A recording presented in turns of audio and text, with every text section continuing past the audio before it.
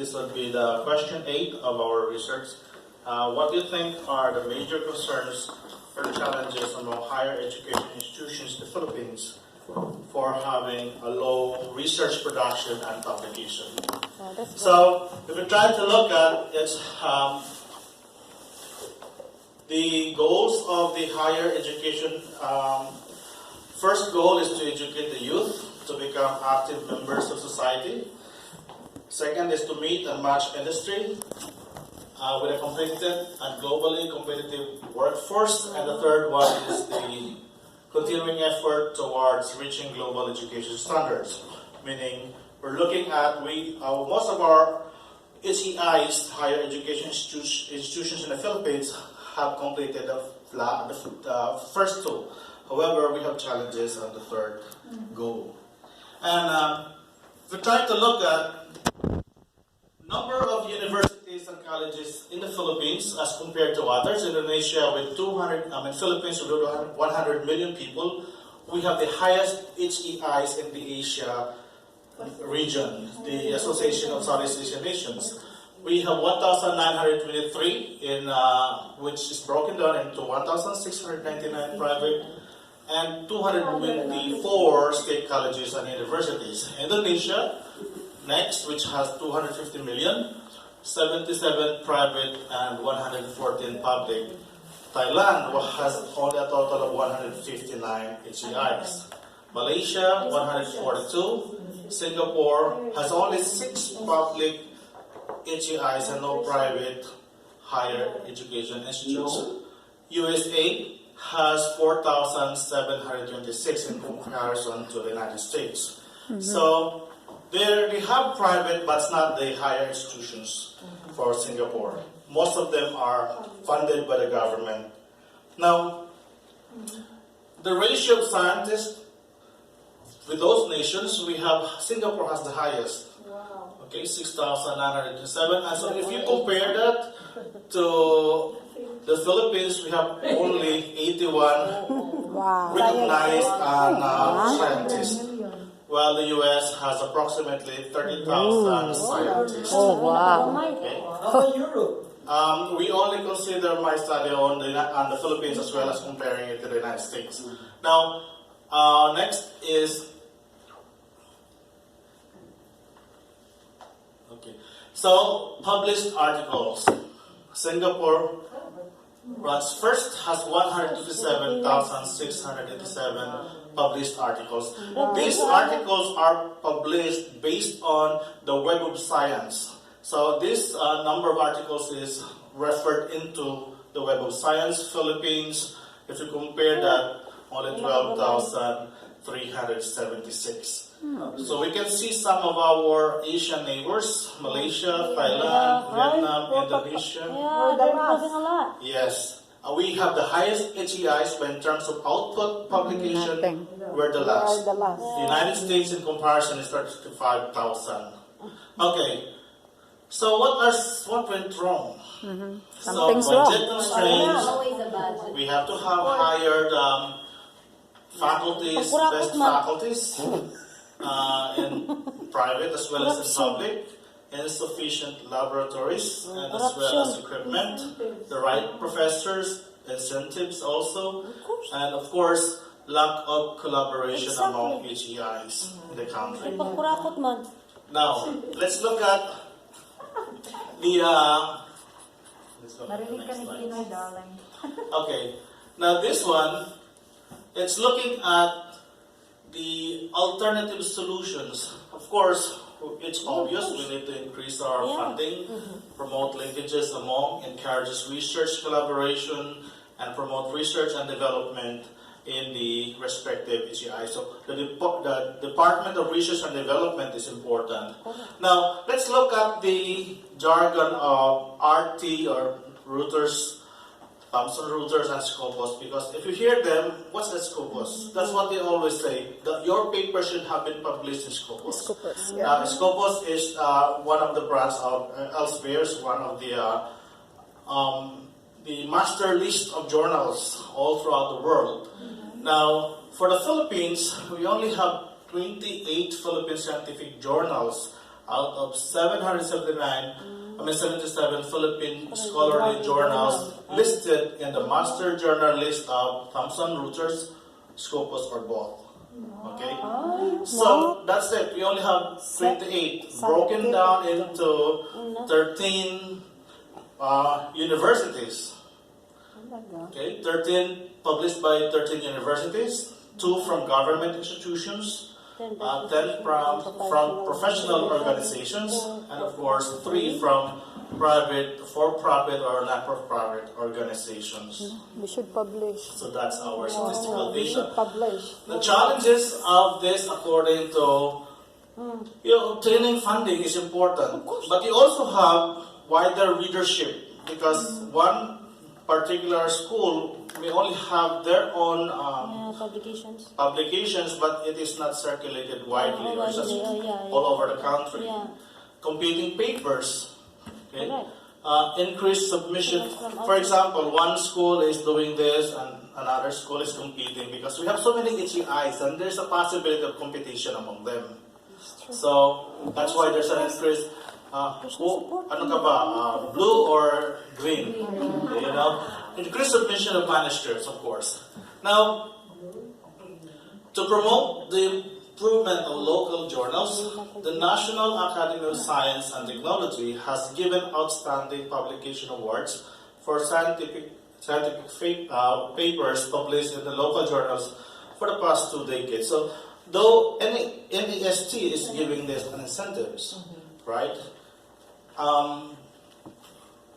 So there are changes, there are policy changes that have been made.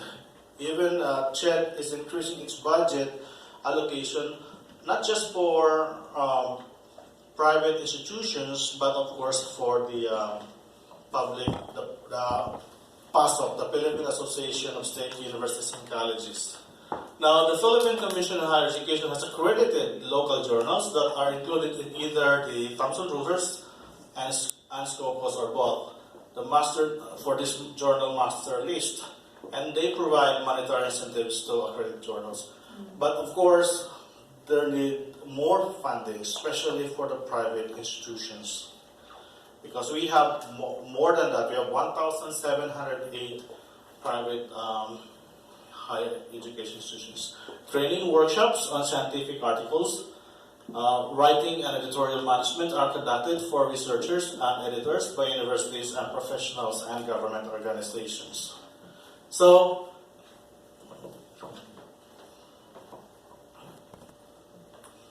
a network of Philippine science editors has been formed to work together to upgrade and modernize selected journals to international standards.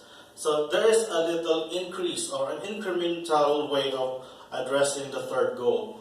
And of course, we have a long way to go.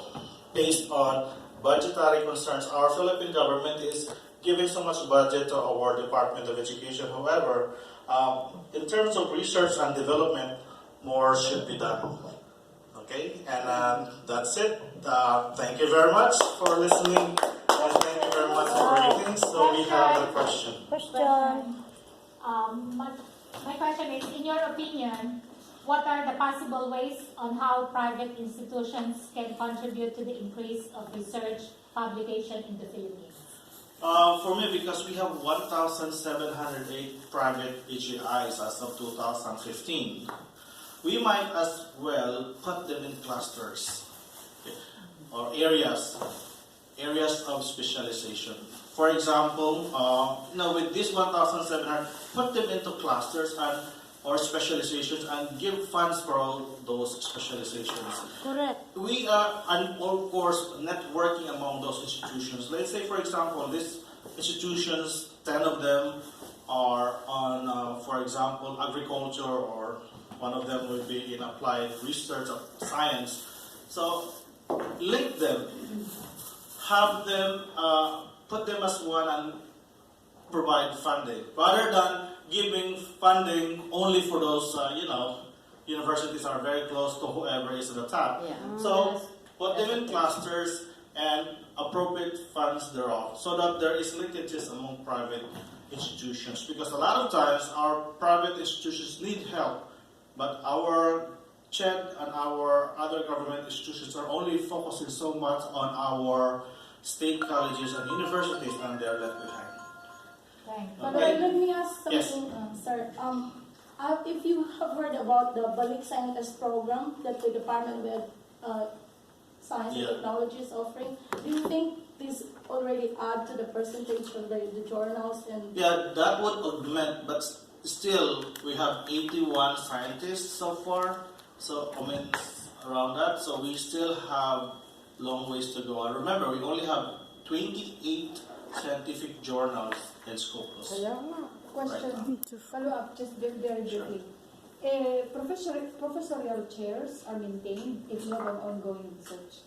So I Yes. just would like to know if the universities in the Philippines are using that, so that you cannot maintain your status as a professor if you don't engage in an ongoing research. As I have observed, they have been doing that, but they've been published in their own journals. However, their journals are not accredited with Scopus. They're not listed. So that's why there is now a CHED accreditation. CHED is trying to mobilize itself to accredit a lot of the journals. If those journals had been accredited at par with international standards, and that's the time that Because it it's will go up. based only on scientific way of Yes. research. But now I'm just asked by my teacher friend in the Philippines about actual research in the classroom. So it's like they're starting doing that in the classroom, and it said that they're actually encouraged to do a simple research, because they cannot just go on scientific research unless we know the basic Yeah, part and basics. how to do it as time goes on. So hopefully that there will be more funding with that, because it's not easy how to It's not Yeah. easy there's no to funding. And I also noticed a little bit about the load of the professors in HEIs. They have so much load in the Philippines. They have like more than 5 classes, while here they only have 2 or 3. Yeah. Our Philippine They can professors do. cannot do so much more. Uh-huh. They don't have the research They time. don't have time to No. really. So that's one of the concern also that they have to address. Okay. I think, as what reported by Dr. Josie Coming. about the tax exemption, maybe this private institution can show their this. Are they tax exempted this? The publication thing. Yeah, the Philippine government should be the one who. That's the reason why Correct. private institutions are asking needed funds from the government. But right now, though the government wanted to fund or give money more to the private institutions, right now we have so many SUCs propping up. Remember our SUCs? We have 227. Right now, there are 10 coming SUCs with the new Republic Acts. I saw one, the Northern University of Mindanao will be coming up. And another one is from Magsaysay. There will be propping up almost 10 SUCs. So we're creating a lot of SUCs now. However, with regards to funding, that's Wala. our There's no main fund. concern. Pangkurakot lagi.